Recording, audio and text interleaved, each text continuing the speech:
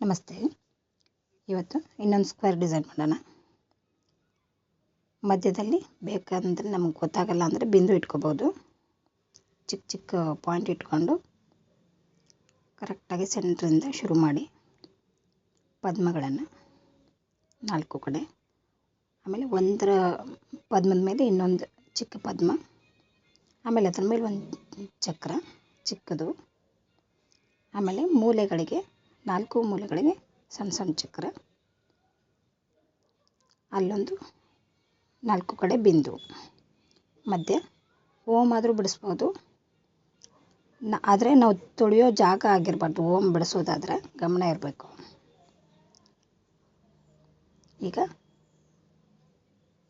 ಚಿಕ್ಕ ಎಳೆಯಿಂದ ಅದೇ same design ನಮಗೆ ಗೊತ್ತಾಗಲ್ಲ ಅಂದರೆ 4 ಕಡೆ ಫಸ್ಟು ಚಕ್ರ ಬಿಡಿಸಿ ಆಮೇಲೆ ಗೋಪಾದನೂ ಹಾಕ್ಕೋಬೋದು. ಆ ಥರ ಈ ಥರನೂ ಬಿಡಿಸ್ಬೋದು, ಮಧ್ಯೆ ಬಿಡಿಸ್ಕೊಂಡು ಆ ಥರನೂ ಮಾಡ್ಬೋದು. ನಿಮ್ಗೆ ಯಾವುದು ಕನ್ವೀನಿಯೆಂಟ್ ಆಗುತ್ತೆ ಅದು.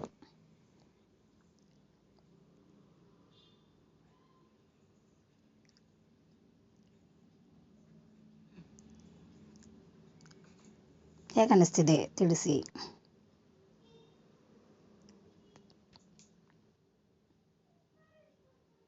ಓಕೆ.